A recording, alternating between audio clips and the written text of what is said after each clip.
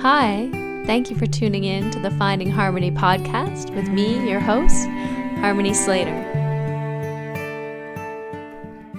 This is the Finding Harmony podcast. I'm Russell Case. I'm only the co-host. I'm here with our sponsor, or host, or promoter, Harmony. Coca-Cola. You were going to tell us what the hell happened to the Vikings when they came into Ireland, and I didn't want to miss this. Well, the Vikings, when they didn't conquer Ireland, they tried to conquer Ireland, but they just enjoyed it so much that conquering it, they integrated. So they became Irish. They were Vikings one day, and the next day they identified as Irish and started drinking Guinness. You're telling me that Ivor the Boneless just became an Irishman. That's what happened to him. He became Ivan O'Boneless. Yeah, we were having a lot of fun learning about the Vikings, the origins, the History Channel, Ireland and Scotland. But and actually, England. it's just a giant soap opera. Yeah, and we're just watching nighttime soaps. No, they tell the absolute truth. Always believe what you see on the History Channel. So on the History Channel, what we learned is that women in the Viking lands, in the Danelaw and in the Scandinavia, only make love sitting on top. Is that right? Yeah. That's what we learned on the So History it seemed Channel. like there was so little female agency in the show. There was a lot of... Things have become so inverted these days. Yes. Exactly. So they put the woman on top to really underscore the point that in the Viking land days, the women had a lot more agency as they were being raped. It's probably because the men couldn't be bothered getting up. I think so. I think I'd be too tired. I'm at sea. Come here, love, and also, would you pass me the remote control? That does sound like how our evenings go. Yeah. Honestly. You can just come here and pass the remote control. Well, for those who don't know you, Luke, which I think most people do, they can dive into our last episode, which was, I think, a couple of years ago now. I can't believe it. A few years ago. Yeah, time flies. Oh, you look much older, honestly. Thank you very much. You do. You look really like life's hit you right in the face, mate. The things I've been through. But we wanted to talk just about that, right? How youth is wasted on the young. Oh, the George Bernard Shaw, the Irishman quote. Yeah. Yeah, is youth wasted on the young? No, it's absolutely not. Everybody has just the right age for them. But whether or not they appreciate the gifts of their particular age, that's a different matter. I think quite often people don't appreciate what they've got. You don't know what you've got till it's gone. That's a fucking Beatles lyric now. No. That's what do you call it? It's Joni Mitchell. That's right. It is. Oh, it is. You don't know what you got to do. They paved Paradise and put up a parking lot. They did pave Paradise and put up a parking lot. I think that's actually a Bob Dylan tune that he co-wrote with her. Oh, is that right? Yeah. Not to diminish her agency. Yeah. She's glaring at me right now. Does Bob Dylan have to get credited for every musical? Yes, he's very important. He's a very, very important person. No, but This is Jewish. It's true. The ego always thinks that I'm too old, I'm too young, I'm not, it's never the right time. Like now is never the moment. Well, I'm almost there. Ego isn't listening. That's why. So it's funny because when we're young and we're overbounding with energy, we're more than enough. Yeah. And yet we have these programs that run inside of us that tell us that we're not good enough and we need to prove ourselves to everybody and we need to, prove ourselves to the world. And, as far as I can see, the yoga world, and, I've been certainly part of that, is we want to show what we've got and we want to get respect for that. We want to get recognition for that and admiration for that as well. And essentially, that desire for respect, admiration, and recognition comes from I would imagine, a deep-seated insecurity that Mhm. we don't we don't know who we are. We don't know what we're Mhm. here for, and we sure as hell don't know what the hell yoga is. And you know, Yeah. That's and so so I've been so the way that yeah. we prove to the world that we know what yoga is by stretching further than everybody else, Yeah, Mm.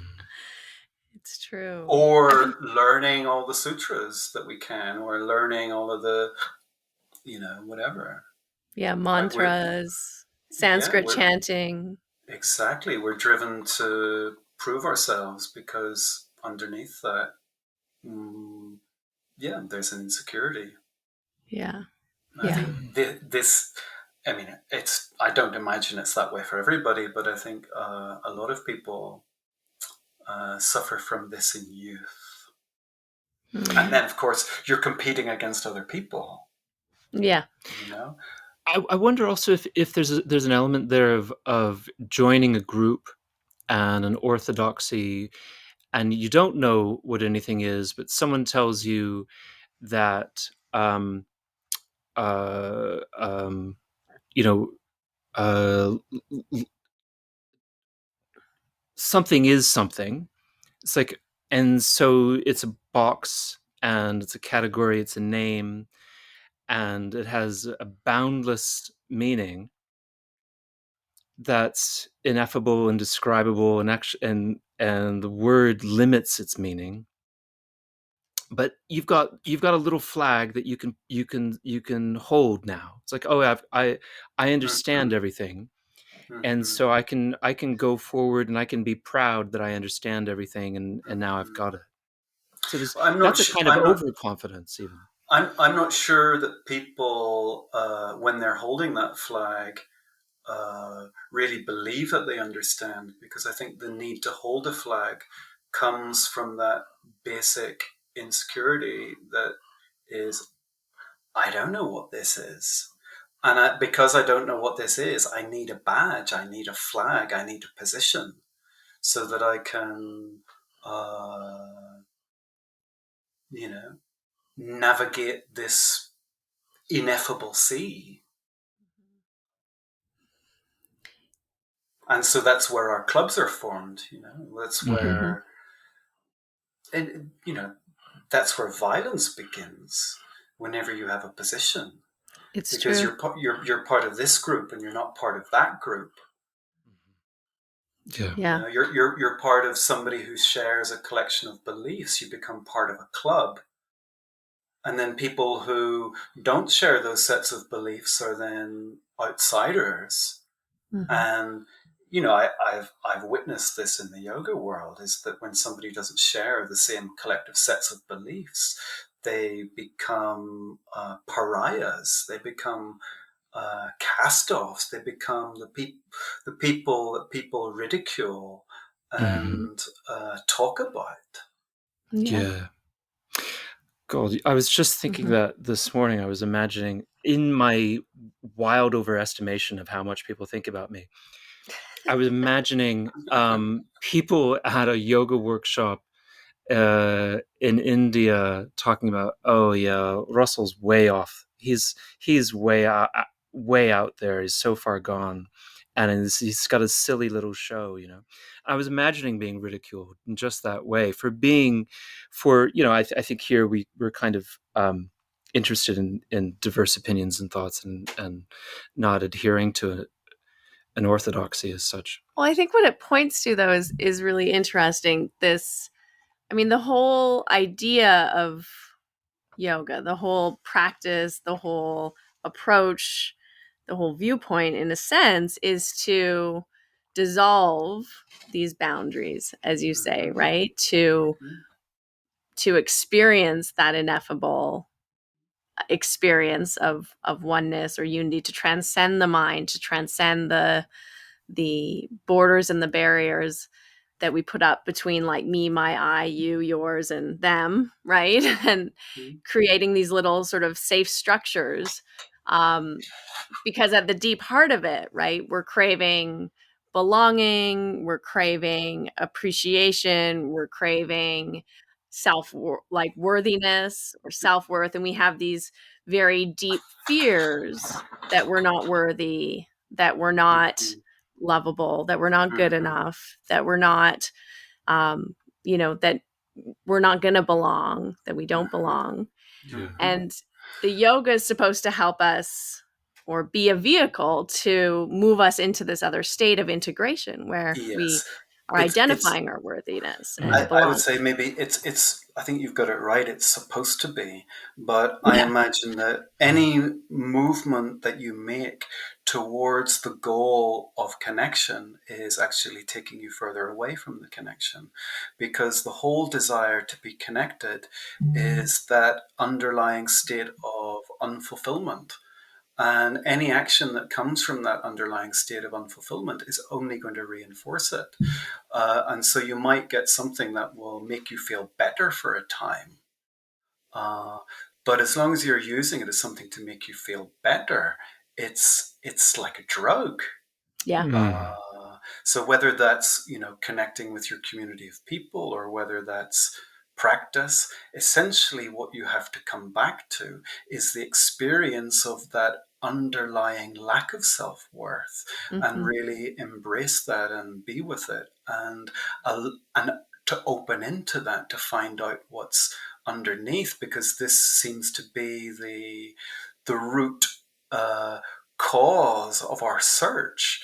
And uh, all of the search that we do that comes from this route only continues to lead us further away. So we at it, we don't have to do anything, but if we're interested in yoga, we have to come back to face what's here. We have to come Mm-hmm. back and look directly in the mirror. We have to come back and get completely naked in front of the mirror and see what's there. That's how you were sitting right before we got on the podcast. You That's didn't right. have any I was sitting here clothes in on. my bathrobe, not realizing that we were going to be doing video. So I had to very quickly jump into some clothes. I was thinking about you said it's like a drug, but I think it actually uh, I think I would take issue with the word like. I think Mm, it does exactly the same thing in the brain. When there was a short time when I was educating educators about yoga, we would often use neuroscience as leverage to mm, gain their confidence. and and so one of the things that we would learn about is how when you is dopamine, mhm, and the use of dopamine to prop up the self and the self confidence, that you get a little hit of dopamine when you get a raise, when someone says your name, mhm, when you're recognized, and you also get a little hit of dopamine when you take cocaine, which mm, is the great benefit of cocaine, is that it gives you this kind of sense of mhm, confidence and self appreciation that has been is like is a dark black hole inside of you. mhm. So it sounds like, from what you're saying, with this hit of dopamine, whatever gives you this dopamine, instead of being a boundary dissolver, is actually fortifying the boundaries. It's fortifying the boundaries of being somebody. So when somebody says your name and you get a hit off that, you're more attached to your name. When you get Mm. recognition because you happen to be born with a flexible body, it's a reinforcer of your identity as being, bloody good at yoga.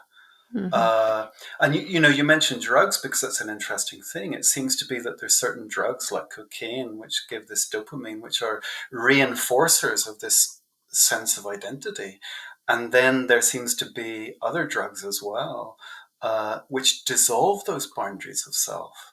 I Yeah. know that they've been doing, kind of experimentation with, uh, people who have, they've come to the end of their life and they're experimenting with, different psychedelic substances, and Mm-hmm. these. these boundary dissolving substances, show them freedom. And freedom is this loosening of the cords of the default mode network, which attach people to solid reality and a solid sense of themselves. And they open. And when they open, what they discover is love. So it seems to be that which gives us the dopamine. I mean, we can become spiritual and we can, have a position around what spirituality is. But it seems to me that the real spirituality is when we let all of that go. And it seems to be that what's there when we let go is love. And that's what connects us. That's what's there when we dissolve those boundaries. And so anything that's taking us away from love towards the concretization of boundaries is moving away from love, is moving away from life. And anything that brings us back home, connecting us with love, connecting us with life, that's the real yoga. Yeah, I love that. And I think it's so true. And it touches upon also what you were saying, which I also have experienced to be true as well, which is going to the root of that underlying thing that's very deep. It's very deep in our psyche and has been reinforced since we were children. Whatever that kind of, I mean, there's probably many of them, but, that core wound, whether it's not belonging or not feeling safe or secure or not feeling good enough or worthy, going into it and feeling it and being with it, because so much of our energy and our time is, like you say, pushing it away and doing all these things to get us certain results or get us certain accreditations or accolades or praise from external forces, trying to fill this void, this hungry ghost, in a sense, that's inside, that's trying to push away that root of I'm not good enough or I'm not really worthy. But it doesn't matter how much we get externally. It's never enough because we haven't gone to feel it at the root and integrate it and love it back into being, like back into ourselves, right? And it doesn't seem like our society gives us the support to do that. Our society Not is at all. all about fixing us and putting us out there as good workable units Yes. in as consumers in the workplace. And it doesn't really support real healing, because when you get into the place of real healing, then you might realize that you don't want to live this way. If you feel bad, you're going to be constantly seeking approval. You're going to be seeking approval of your teachers. You're going to be seeking approval of your boss. You're going to be seeking approval of authority. And once you no longer need that drug of approval from authority, you're going to be free and you're going to do what you want to do. And you're not going to be useful to society because, you're going to do what you want to do. You're not going to be a slave. Essentially. I mean, slaves work very good getting their addiction. I mean, look at the drugs that are legal in society. You've got alcohol, you've got nicotine, you've got these other things. You've got social media, you've got internet addiction, you've got all kinds of addictions that are out there because addicted people make good workers. They make good slaves. It's true. Yeah. And also, sadly enough. yeah. I mean, I think if yoga is useful for anything, I mean, I don't know whether it is or not, but if it's useful for anything, it's useful for helping people break free of these other addictions to come back to a state of health, which in Sanskrit is svasta, which is literally self-standing. It means beautiful. not needing anything from outside, knowing that you are perfect, whole, and complete just as you are. Purnamada Purnamidam. If yoga's good for anything, that's what it's good for. It's like, you start to take better care of yourself. You start to eat well. You start to pay attention to what you're consuming, whether that's food or whether that's drink or whether that's entertainment. Because all of these things that society is giving, they're just trying to rope you back in on that treadmill. Mhm. I wonder if this is conscious. I feel like you might have made a couple of references in your conversation already to Aldous Huxley and his Brave New World, who famously Oh, I read that a very, very long consumed, time ago, so it's not but it's not fresh in my he memory. he famously consumed, a gallon of LSD as he was dying, I think it and was. Oh, did he? Yeah, that's right. When he was dying. yeah, and well, I mean, I'm exaggerating, but he would also talk about in his Brave New World, he talk about how society is, as Hmm. narco addicts were, much more They were given pliable. soma, actually, the That's same right. the same the same as was the inspiration for the Vedas. Hmm. Mm. And that doesn't suggest that's what the Vedas are trying to teach us, is to be good, pliable slaves, No, is no, it? no, no, no. Quite the opposite. I mean, really, the Yeah, soma of the Brave New World, it seems like to be an inverted soma. yeah. Yeah. But I think that that is the heart of yoga, as you say, is this freedom and this independence. And I love one of my teachers, my pranayama teacher, would describe vairagya as being a state of non-dependence rather than Mm-hmm. non-attachment, because as humans we're going to be attached, but it's the dependency that creates the problems. Mm-hmm. But so many, and I think for a while yoga does kind of help to dissolve these other attachments, like you're saying, and create sort of a more holistic, unified state. But then we get addicted to that as well. That's right.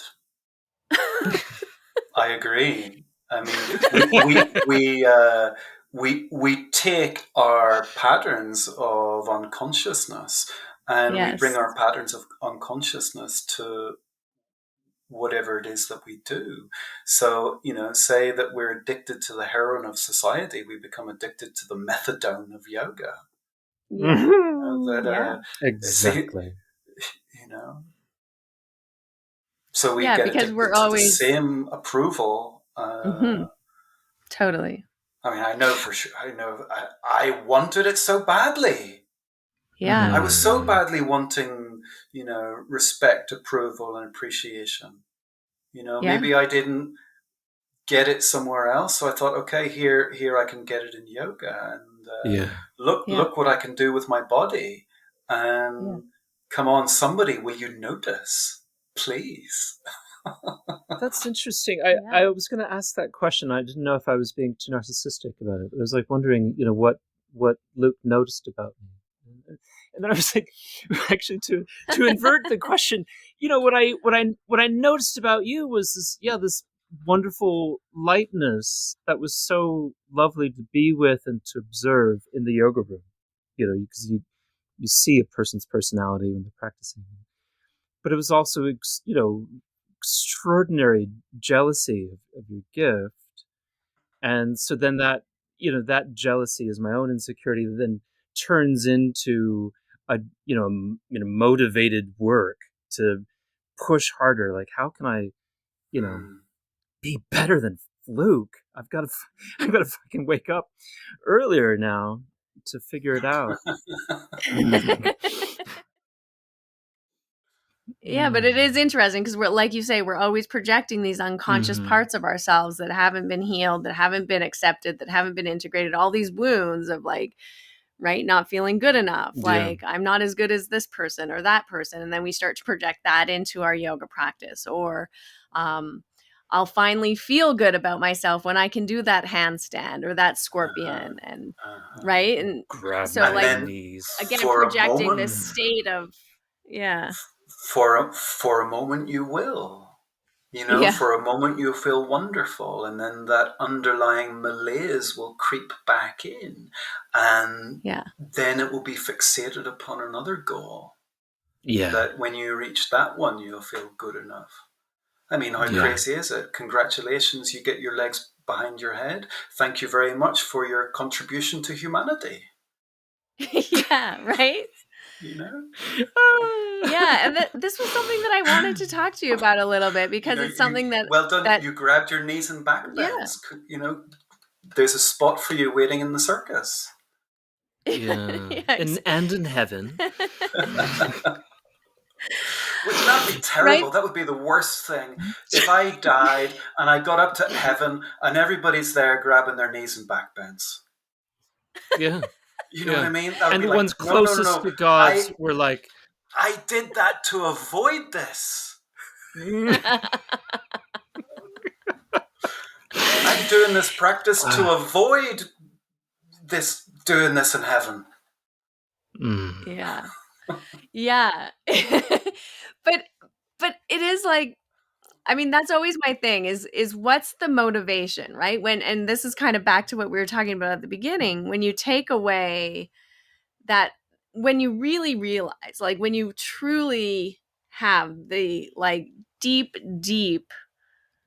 realization and understanding, like, this doesn't make me better, this doesn't actually heal me, this doesn't change who I am, this doesn't make me a better human being for the planet or for my family. Surely it does a bit of that. No, I don't think it does.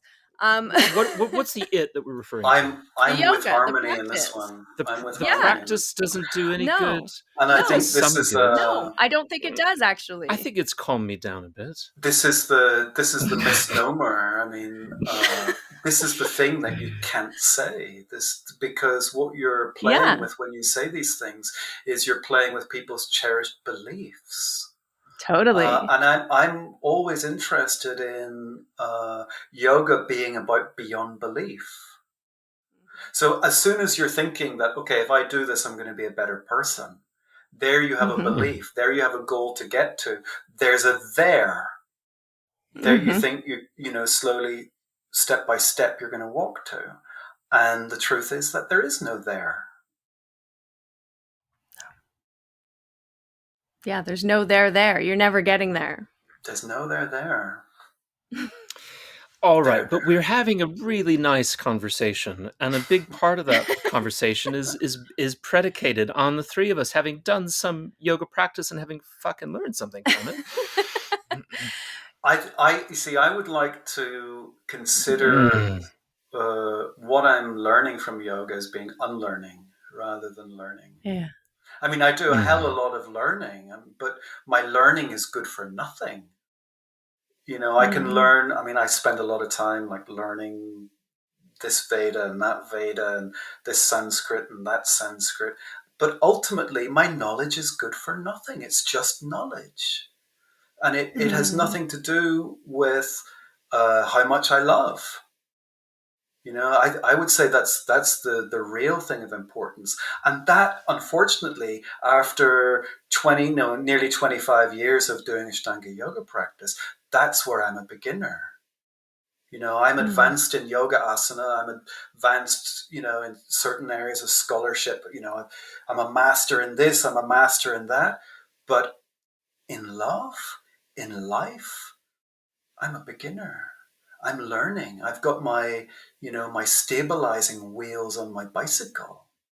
And, you know, after learning all of these things, it's like, okay, that's what we're here for. You know, that's what we're really here for. We are in life, and you can use the practice as a way of avoiding life completely. Of being disconnected from life. Sorry, I can't live because I got to do my practice tomorrow. Yeah. So I always admired you for drinking pints in Mysore. I always thought that that's a young man who stays true to himself. And you were the only one the only person I ever knew or heard about who would drink a pint in Mysore of all fucking places. It used to be fairly more than a pint. But not only that, to tell you the truth, I used to feel quite proud of that accolade because I was aware of the fact that it made me a little bit different. So even though I would be walking past the Shala with the black bag of shame from the off license, carrying many bottles of Kingfisher, uh, it's like it's almost like I would have liked people to have seen this. Do you know what I mean? Mm-hmm. Yeah. I'm quite Sorry to taken let you with. down. I don't drink anymore. No. Or Oh, it is neither do we. It's a I'm really quite taken with the light on your face at the moment. And though I said that life seemed to have hit you quite hard, you really do look good. I have thank to you say, and I very think that's much. also a benefit of the yoga. And I wonder at what point did you start to feel that uh you didn't Let me feel tell you. young anymore, Uh, and that there's you oh, okay. you were Let me kind of just hit right in the face with I another want to share. attachment. I want to just share one thing before we go on to that, and it's like Yeah. it's talking about, well, what's the point of yoga? And there was one Hmm. day, because I've always, what I found is I was always trying to come up with rationalizations. Hmm. Like reasons about why it's good. And so there's something in there that's still got a point to prove, right?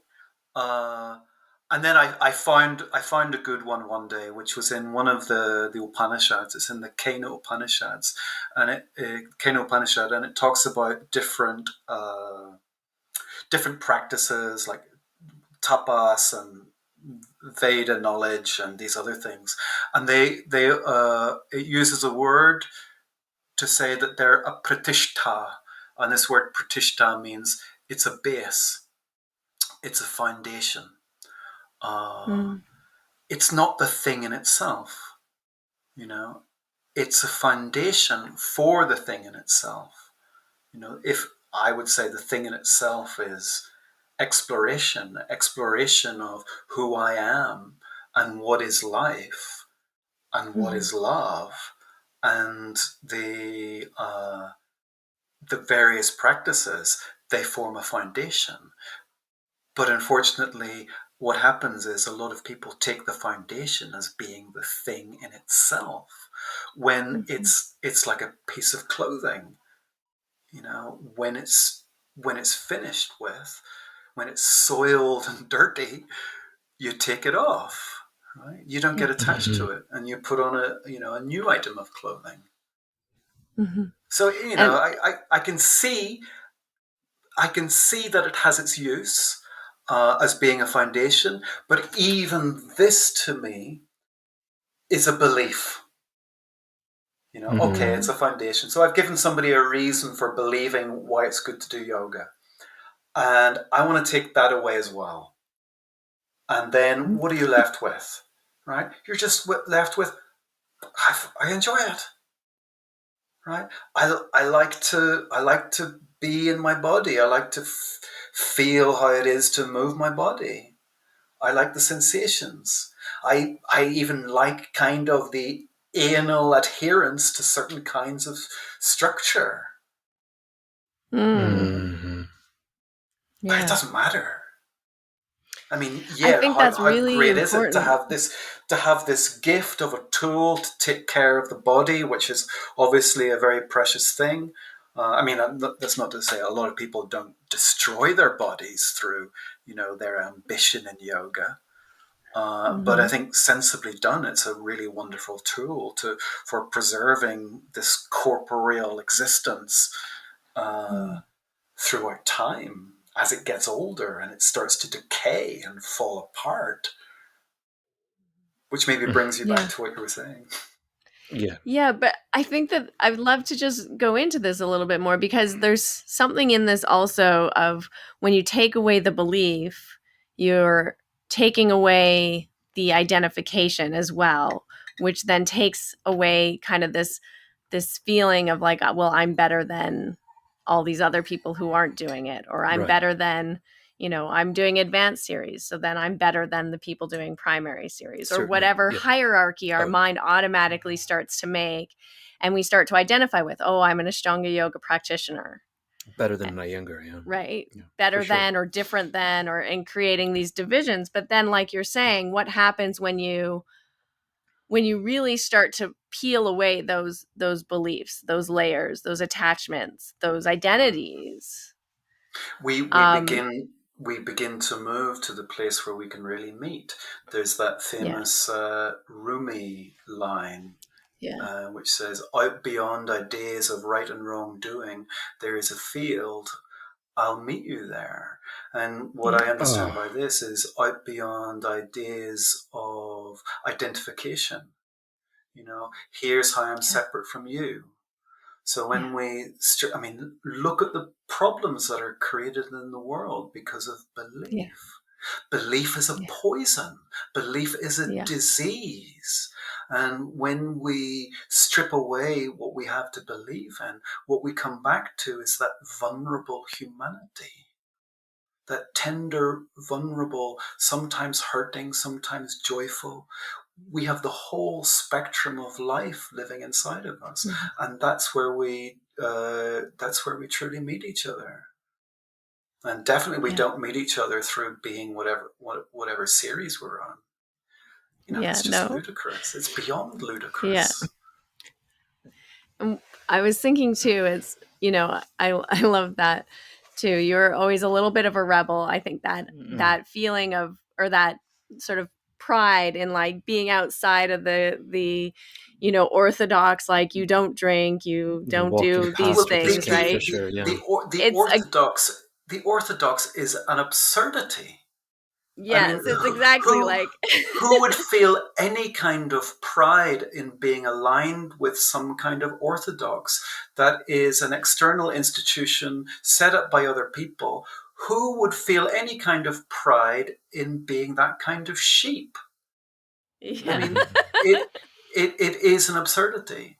And yes, you Yeah. can join that club, uh, but any meeting upon having an agreed set of an ideas isn't a genuine meeting. Mhm. You can't Yeah. meet somebody just because you agree with them, because sooner or later you'll disagree and you'll fall Mhm. Mm. out. Opinions will change. Yeah. I mean, if you want to have a meeting with somebody, you have to be done away with all orthodoxy. Mhm. Yeah. So Yeah. Then you then use it's the possible. use of that word. Mhm. The use of that word rebel. It was nice because it actually was uh, what I wanted to mention is this. We learned this definition in Chicago when I was at school about modernism, and that you kind of you have a kind of an idea of modernism as this kind of late 19th century movement, but it was offered to us that modernism was a kind of way of thinking that was prevalent throughout human history, which is you take a monument and then you tear it down and rebuild it. And that is your definition of modernism. So you have your holy cows, like a statue of Stalin or the French aristocracy, and you tear them down, you cut off all their Mm. heads, and you rebuild something new, like the new ruler based on rationalism, not on the king's So foot, for this example. doesn't sound like rebellion to me. This sounds like revolution. You see, the revolutionaries are all idealistic thinkers, and they want to tear down the old and put something new in its place, built based upon their ideals. And I think Hmm. a true rebel is different from a revolutionary. Is it? They're not looking to put something new in the place of the old. They want the structures of the old uh, to they want to live outside of the structures of the old and live freely, because the moment that you set up new ideals and you institute them for everybody else, you've just become a new orthodox. And that's what most of the revolutionaries are trying to do. So say, for Yeah. example, Marxism, they're just trying to institute new orthodoxies. And that's not freedom. So to be truly rebellious is to be seeking freedom, But that's which what is we were kind which is the truth of who you are. It's not a Yeah. truth that you dictate for anybody else. And this for me is the heroic path of yoga, is to find that still inner voice that lives inside you and live by that. And nobody, you see, this is the thing, is everybody's going out there for this guru and that guru, but no guru can tell you what is the truth of your own inner voice, because that exists for your ears only. Whenever you remove the voices of society and the voices that everybody else has told you what the right way of being is and the wrong way of being is, when you take all those away, then it's possible, if you have the courage, if you're brave enough to listen to that still inner voice and let that move you through life. But Yeah. very quickly, That's you're to be going a to like have rebel. a That's being a rebel. but very quickly you're going to have a group of people following you around if you say those sorts of things. I would love to hear a little bit about like your own process of kind of, you know, seeing how you were identified with this practice, with the Ashtanga yoga practice, and your status as a certified Ashtanga yoga teacher, and peeling away some of those layers to What come to this heart of love. the metaphor I wanted to use to your point exactly is not peeling away the layers, but watching your own monolith of self start to crack. The thing that you so artfully constructed over a period of 30 years, Russell Case, the Ashtanga yogi, is now fallen to fucking pieces in the sand like Ozymandias, Hallelujah. Yeah. I celebrate your loss. Yeah, totally. Well, I was also quite lucky, because when I shared about this when we spoke before, but when I was younger, Yeah. I experienced a psychotic break, Yeah. and the personality that I'd had up to that point, it never really fully returned in the same way, so that any edifice that I could like place on top, it was always going to be shaky.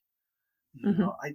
There's nothing that I can really believe in as me. Mm-hmm. But certainly what I noticed was that in the battle for survival through life, having a yoga practice, being gifted with the ability to do certain things with my body, really supported me in survival. And I was also very, very lucky, because I didn't really have to do very much. Just of the sheer fact of being able to do things with my body and spending some time in Mysore, very, very quickly people started to offer me yoga classes. Yeah, the devas. Yeah, the beautiful devas just blessing me with blessing me with classes in dirty, sweaty gyms in London. Lloyd's and Holmes Place, Yeah. Yeah. So you were like growing and rising and having these experiences, but I mean, you were very dedicated to your practice, and as you said, it was Well, something that was I, like I a still enjoy it, a life raft, kind of like For sure, helping for you sure. navigate. Absolutely, and that's why I came to it, because I felt that after my psychotic episode and my time in hospital, I was really looking for something to give me a sense of stability and grounding, and the practice was the strategy that I used to meet my needs for stability and grounding. And then over time, I found that it met a lot of other needs of mine as well. It met, my need for community, and yes, it met my need for recognition and survival. And so, yeah, it really met. And for travel and adventure and excitement. Yeah. I mean, it was just a gift that kept on giving. Yeah. Yeah. So then what happened? When did you start like looking at this and questioning it? Because I don't know, most people, but many people would have this like amazing gift, these big boons, and then I mean, maybe they would feel trapped by it, or they would just like put on their blinders and be like, I'm not going to question this. Yeah, no, right from the beginning, because I was I was already kind of deeply interested in Eastern forms of spirituality. So I Mhm. was, studying it at university, and I was particularly interested in Taoism. But then when I started reading the Yoga Sutras, I saw that this whole thing is a paradox, because whatever you do from the mind, the position of the mind, is not going to still the mind. So I couldn't really. I could make connections between the practice of yoga and the philosophy of yoga, but I knew that the connections I was making between the two weren't very honest. Mm. So the philosophy of yoga and the practice of yoga have always been somewhat separate entities for me. Sure. Say more about that. You mean like the practice of asana? Yeah, the practice of asana and its whole connection with the Ashtanga yoga of Patanjali. I don't really see the connection between the two as being an essential one. What I see is that the the philosophy of yoga is something that's kind of placed upon the physical practice, and I don't mean that in any way to be disparaging. It just seems to be what the truth of it is Mm. for me. I don't think it makes the physical practice any less, because when you're moving through these bodily movements, you're not thinking about Patanjali, you're not thinking about the yamas and niyamas. It's only Yeah. after you do the practice is that you then try to form some kind of connection to justify to yourself about why it's such a great thing that you move the body in this way. I mean, Mhm. you don't need the philosophy to enjoy exploring how it feels, what the sensations are when you move the body in a particular way. When you breathe a particular way, you don't need the philosophy to enjoy that. Yeah. Yeah. No, definitely not. It reminds me of something that the Norman Allen said about history. If you're really interested in history, there's something wrong with you. And likewise, if you really need the philosophical inquiry to legitimize your yoga practice, there might be something wrong with you, because all you need to do is be Mhm. and observe. But I think people want a deeper spiritual understanding of life, of themselves, because Yeah, that's at the those heart of it, what they're seeking. and those are the very people that are running away from that very same spiritual understanding, because where and when is it going to be, right? Yeah. Spiritual Right understanding, now. when is it going to be, right? It's always, according to the books, it's always at some point in the future. Mm. So you're Hmm. seeking spiritual understanding at some other point in time. Tough luck. This is it. This is Yeah. it. This is as good as it gets. Hmm. Right here, Mm. right now, sitting here with a messy table, which luckily you can't see, chatting with you guys. Right, this is it. That's a And shame. this is what I want. Yeah. And I don't I I mean, I that's, don't want anything more than this. And you see, the thing well, is, as well, when people are yeah. looking for some spirituality at some other point in time, they're closed. They're Mm. closed to what's here, what's now. They can't see the gifts. They're overlooking the gifts because reality is doing nothing other but give all the time. Mm. And what's wrong with you? This isn't good enough for you. You want something else? I mean, look, I get to Yeah. see I get to see you and your smiling, laughing faces, and I get to Mm. Yeah. talk. I love talking. No, but I mean, that is the key, right? That the love is always in the present moment and that it's And always here, and the and and the the hate freedom. and the anger and the Mhm. sorrow and Yeah. everything, and it's all beautiful. Yeah. When we Yeah. say, because then people go out looking and they're looking for only love, right? That Yes. No. love is the only thing, right? And if we're not feeling love, there's something wrong with us. Screw that, Yeah. right? Yeah, no, you have to feel it all for sure. And I wanted to talk to you a little bit about this too, because I think this is something interesting, and maybe this is also your experience. But um, when my experience of doing the practice was also very healing for a time, but then it kind of changed in the ways that we've been talking about, with some, like, identification and a lot of shoulds and musts, and keeping up Hmm. with all the all the things The new that we put on generation coming ourselves. through. Yeah.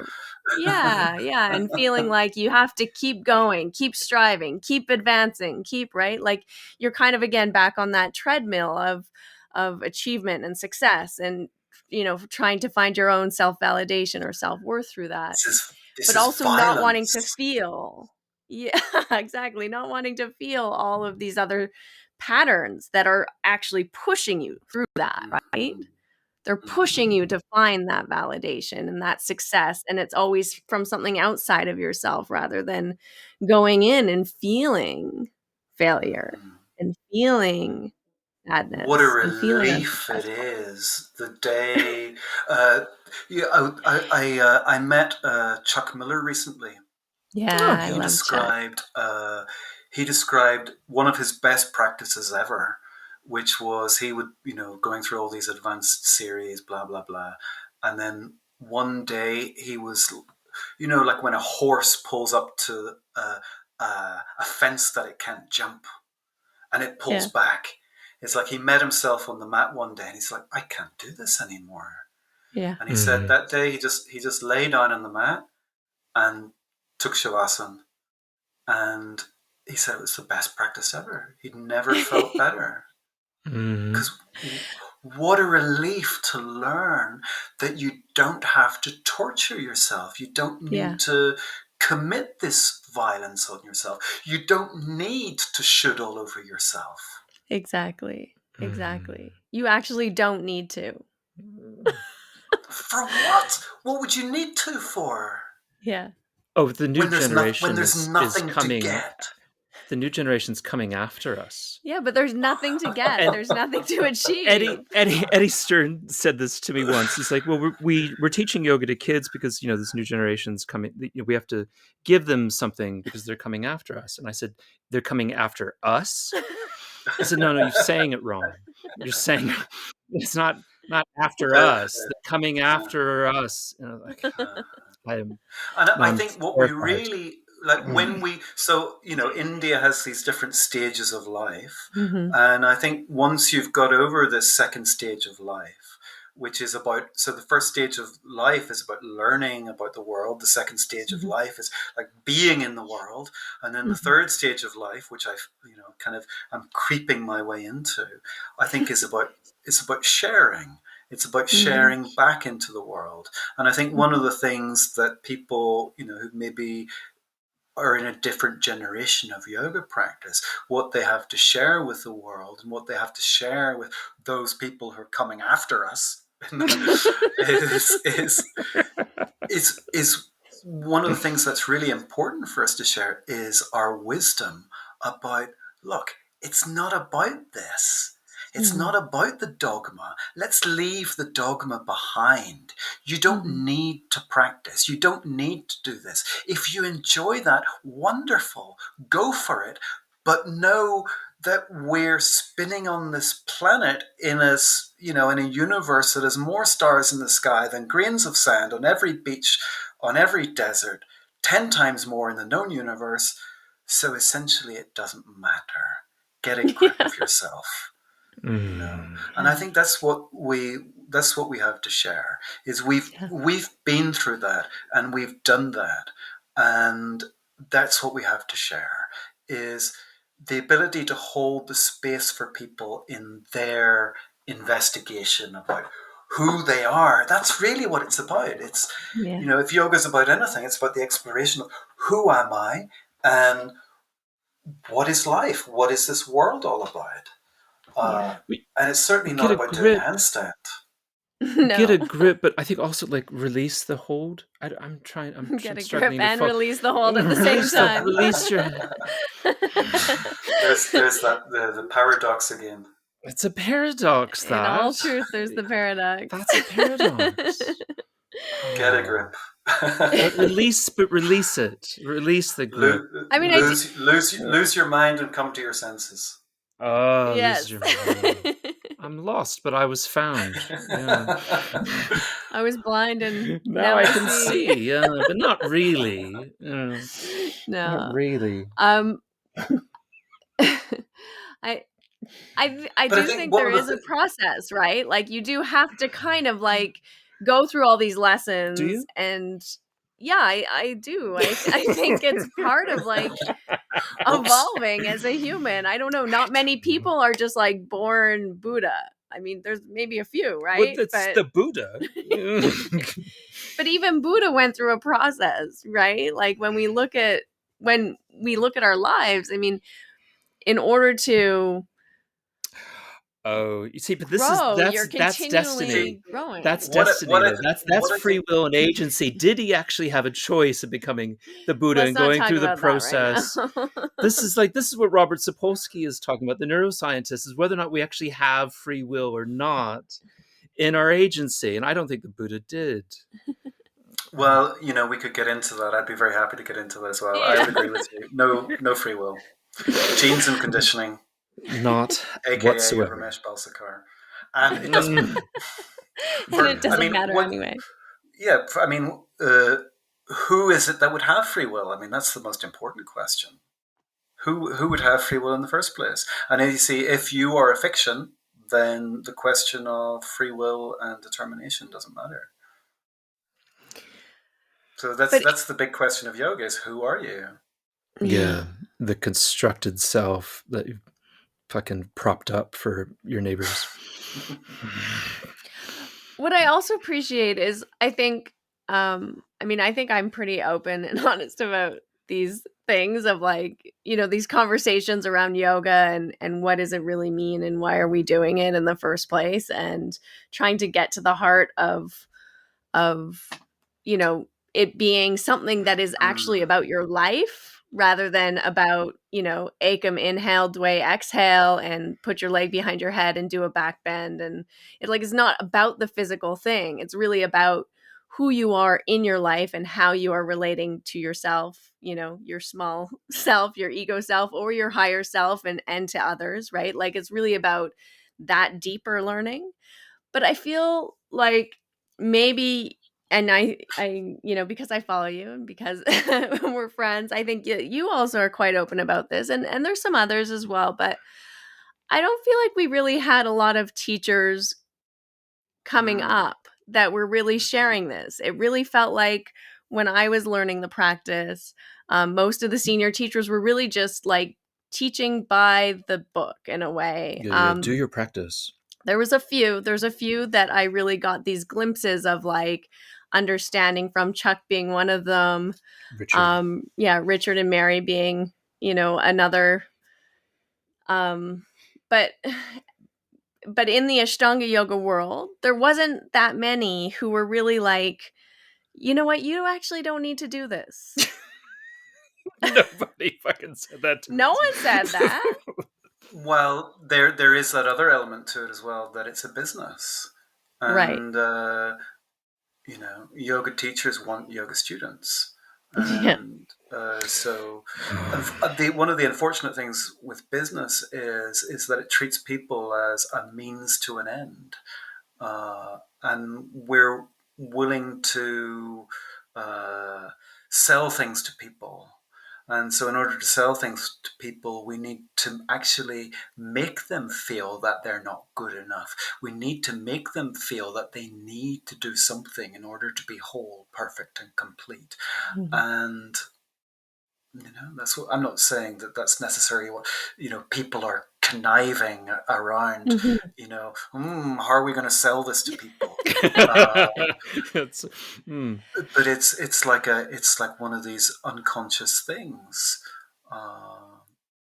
And also a lot of these early practitioners, they were full believers. Yeah. They'd been to Mysore when it was very quiet, and they'd met Pattabhi Jois, and they'd had these crazy experiences that were, well, not only that, but the original people who went to Mysore, they were seekers, Mm-hmm. and they were really looking for something. So Yeah. this was before yoga turned into kind of consumerism. So Yeah. they found the thing that they thought they were looking for, Yeah. and like I imagine a lot of them became like proselytizers, Yeah. Yes. and preachers of Yeah. yoga, uh, Apostles of Patabi ap- Joyce. Yeah. apostles of Batabi Joyce. And I think it's a beautiful thing that the whole House of Cards, uh, in many ways, fell down. Hmm. Because it gave us an opportunity to see what this thing is that we've been doing with our bodies for so many years, to see it without the belief system. Mm-hmm. When the whole Me Too thing came out. Mm-hmm. Um, There's something that's so gorgeous to talk about how beautiful it is to watch, to observe, because it is beautiful to observe anything. Mm-hmm.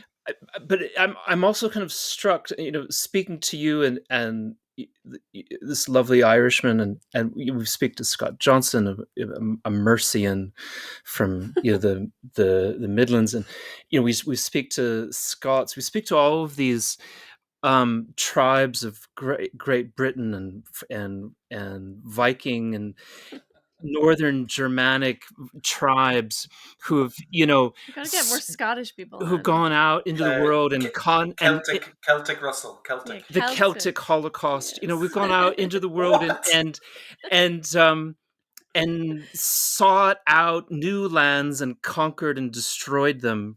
And then found you coalesced and then immediately went out again a little bit further and conquered Where are you going with this? India. Going to India is all of these Vikings went to India seekers and then conquested it for as a kind of trophy. And so here we are still in the kind of mindset of conquest. We're going to conquer our body, conquer our mind, conquer Mm-hmm, India, mm-hmm, conquer the mm-hmm, self. We're gonna mm-hmm, we're gonna take it all back as a fucking trophy and hang it on our wall mm-hmm. and be Absolutely. goddamn This proud is of it. There's a very interesting book I read recently. It is called The Chalice and the Blade.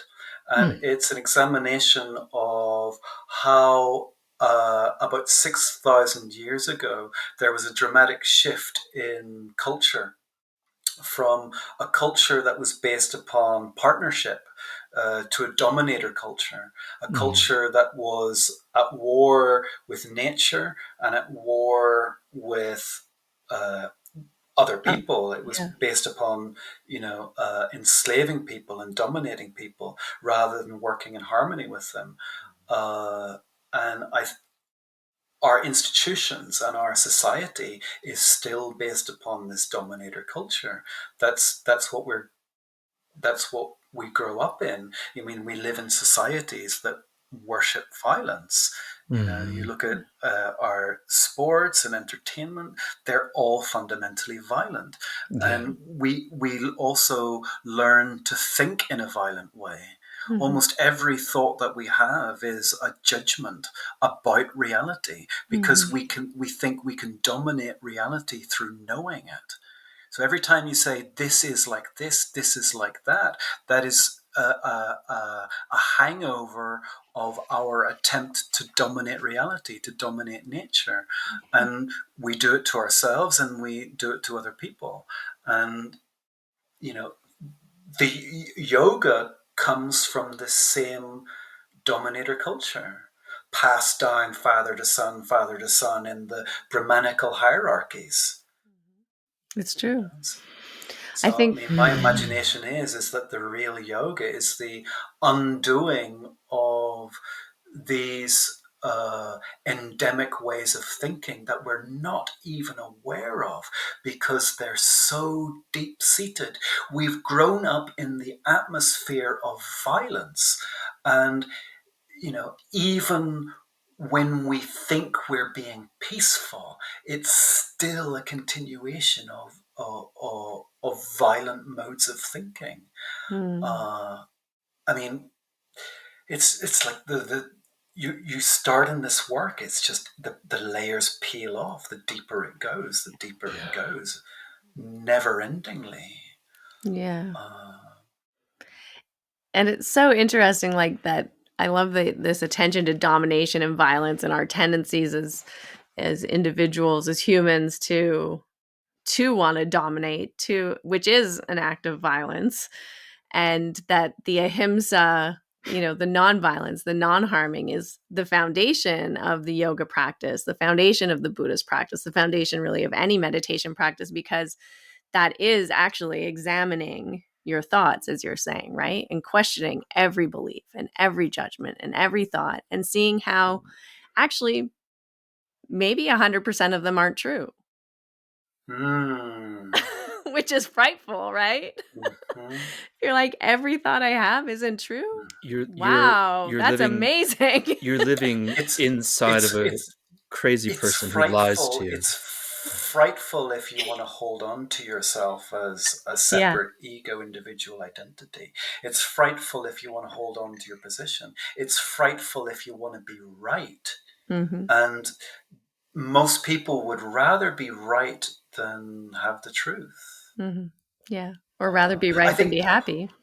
Rather be right than be happy. I mean, I think I'd much rather be right than happy. I know that about you. Fuck yeah. Don't get me started. Relationships are great, aren't they? I have to apologize. Harmony told me that we needed to keep the podcasts to an hour. So I'm going to try. I just want to say that talking to you is so lovely. I'm just enthralled with your face and your voice and your mind.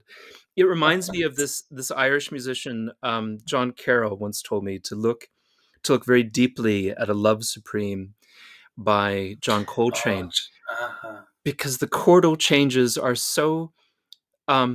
He could have kept that song going infinitely. He didn't need to stop. He didn't need to stop record. He could have just kept going with those chordal changes. And that's how you make me feel. You just make me feel like we could just push record, and you could stop it at any fucking time, but there's no reason to. And there's no way to there's no what good place is there to stop this conversation? And but I was told to fucking stop. Well, no, but we can like, let's let it naturally end. No, there's no natural end to anything. You have to kind of go in there and fucking cut it with a knife. You know, there's a vile end to this conversation, is what I'm saying. Well, I feel really warmed talking with you. I feel just good. I'd love to hear a little bit about what your practice is like now. You're what gonna are keep you going? Yeah, no, we gotta stop. you have to end it in a natural way. You told me to stop the conversation. No, You're not helping yourself. Help me help you. No, I'm enjoying this. So we're gonna have a little. Just yesterday, you were telling me, keep it to an hour. I know. You don't go on. That's me doing my impersonation of Harmony Slater. I don't talk like that. You don't talk like that at all. So when you talk like that, Russell, it reminds me of the witch from Wizard of Oz.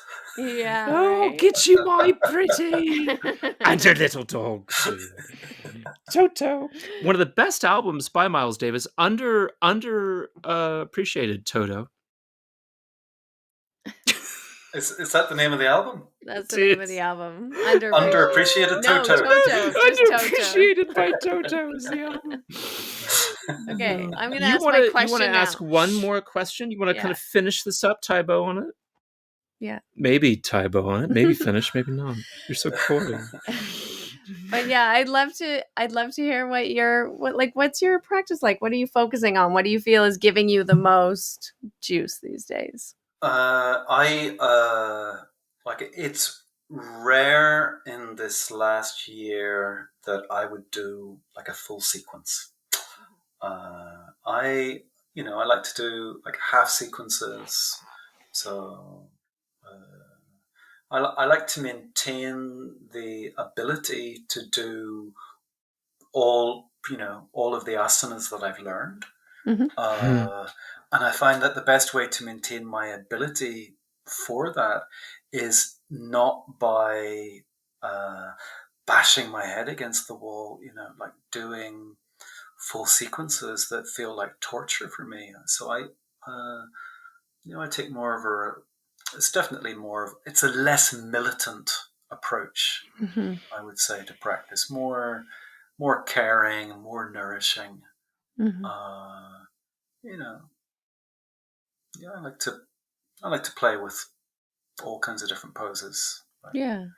it's And I know you still, I would say it's still Ashtanga, but it's more Ashtangish than it I is like it. the Stungish. full vinyasa exact this way, Just a Yeah. taste of Ashtanga. It's more than taste, but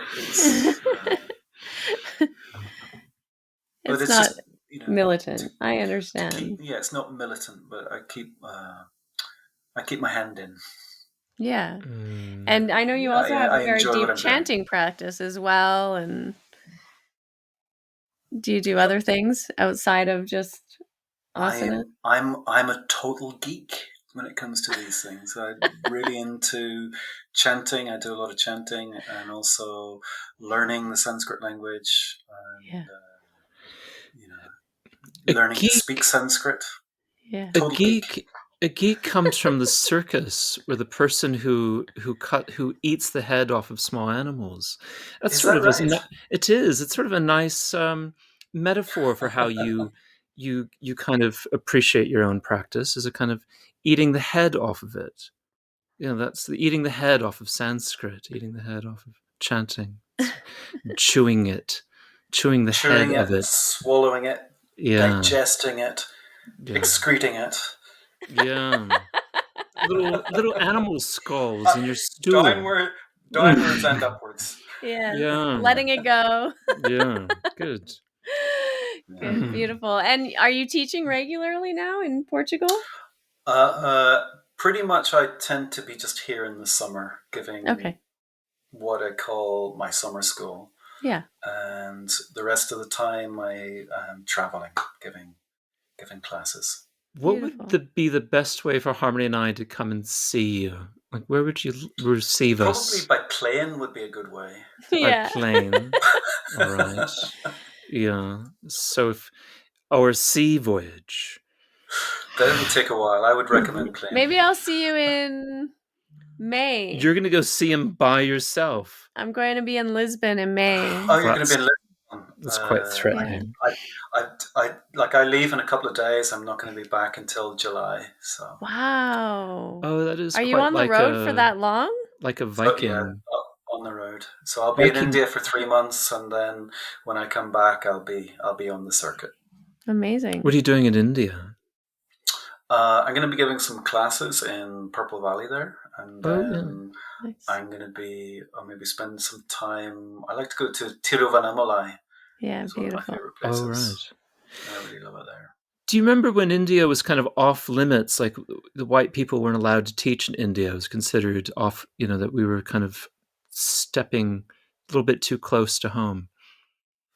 No, I don't remember that. Really? I always could have had the impression that, like, that we shouldn't be teaching in that country when we were coming up. It is a bit weird, I have to say. Like an Irishman in India teaching kind of all kinds of people like Sanskrit and Vedic chanting and yoga asana. It is a bit weird. Yeah. But Yeah. this year I'm feeling a little bit more vindicated because I'll have my Sanskrit teacher with me, and Oh, beautiful. Good. he'll be helping out. Oh, Yeah. amazing. That's in Purple Valley That's right. in Goa. And when is that In again? Goa. That's what's the This season? is beginning to sound like a sales pitch. It Right? is very much so. That's what we do. We platform people, see. And so, what season will we be in Purple Valley? What are the dates? That'll be November. November for 2 That's weeks. coming up. It's coming That's up. 3 where you're weeks. It's going coming right up. away. And it might be a bit late, but do find Luke Jordan on the Purple Valley website and sign up today. Today. He's probably already there. By the time you're listening to this, he is there. And you can go now. Now is the time. Now is the time. Yeah. Now You can call the podcast Now is the Time. Oh, that'd be nice. That's a great one. Now is the time. We will do that. Now is the time. I'm going to write it down. Just sign up for Luke Jordan. I'm going to do it. Write it down now so I don't forget it. If I don't do things now, it's gone. That's one of the symptoms of adult onset ADHD. Yeah. Beautiful. Well, this was so wonderful, Luke. Oh, you're ready to stop now. Well, you don't have any more questions. I don't know. Do you want to talk about something else? I could keep going forever with this guy. What? Okay.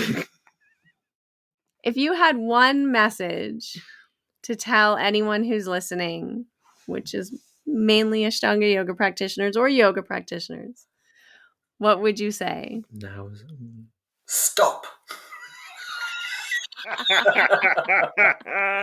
Just stop it. Stop it. That's enough. Okay, and then after that, what would you say? I think what's more to be said. Good God. Always after that, what would I say? I don't know. Straighten your leg. I would say yoga is the cessation of fluctuations of consciousness. Yeah, beautiful. Yeah. Says Patanjali. Yeah. Beautiful. I.e. just stop it. Just stop it. Just stop it. Just stop it. It's the same thing. Right? It's the same thing. The cessations of fluctuations. Stop it. Stop it. You do look good, Luke. I don't know why you're going on about aging and all that. You look great. Oh, thank you so much. Yeah. It's because I feel relieved that I don't have to play silly games anymore. Yeah. Silly buggers. Yeah, beautiful. Thanks for listening to this episode of Finding Harmony with me, your host, Harmony Slater. You can find out more information on my website, harmonyslater.com, and I look forward to connecting with you again soon.